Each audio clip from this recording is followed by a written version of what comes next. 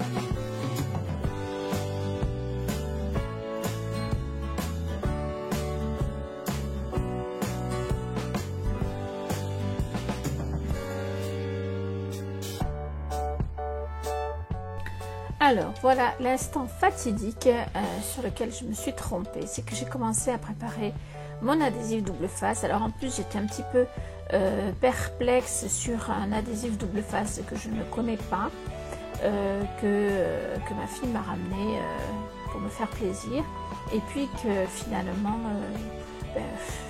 je n'aime pas trop parce qu'il colle beaucoup, il reste collé au doigt et on en garde des bouts, enfin bon c'est pas pratique, voilà tout simplement. Mais du coup j'étais un petit peu déjà gênée par cet adhésif, je ne sais pas, j'en sais rien, enfin voilà j'ai perdu un peu le fil et vous allez le voir, hein, j'ai collé mon adhésif double face et je me suis rendu compte après que je ne pouvais plus mettre le rhodoïde. Tout simplement. Donc, j'ai trouvé d'autres solutions. Je vous laisse regarder.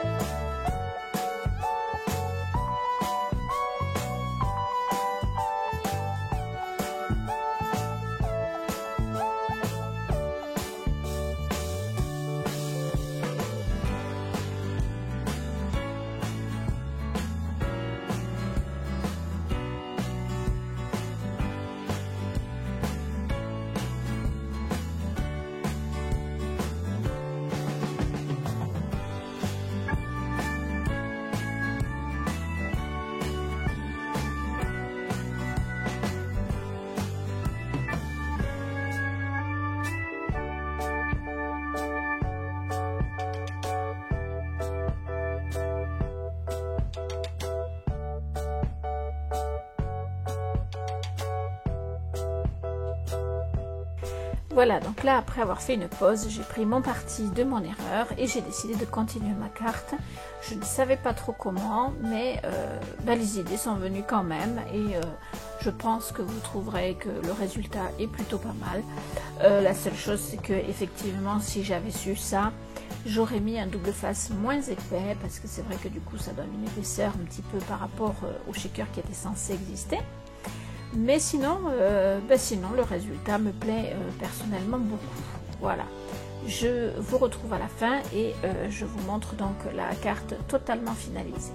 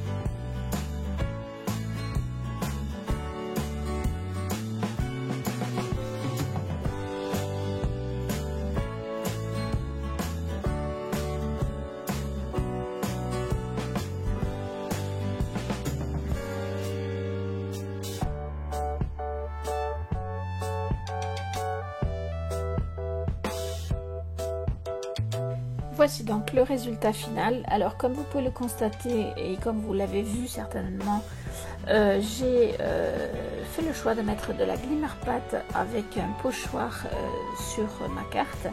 Pourquoi? Tout simplement parce que la glimmer pat a un effet pailleté mais magnifique. En plus, elle a vraiment séché très très vite. Donc vraiment toutes les qualités sur cette pâte. J'espère que ce petit tuto vous aura plu. Je vous fais des bisous. Je vous remercie de vos commentaires, de vos pouces, de vos partages et je vous dis à demain pour une nouvelle création.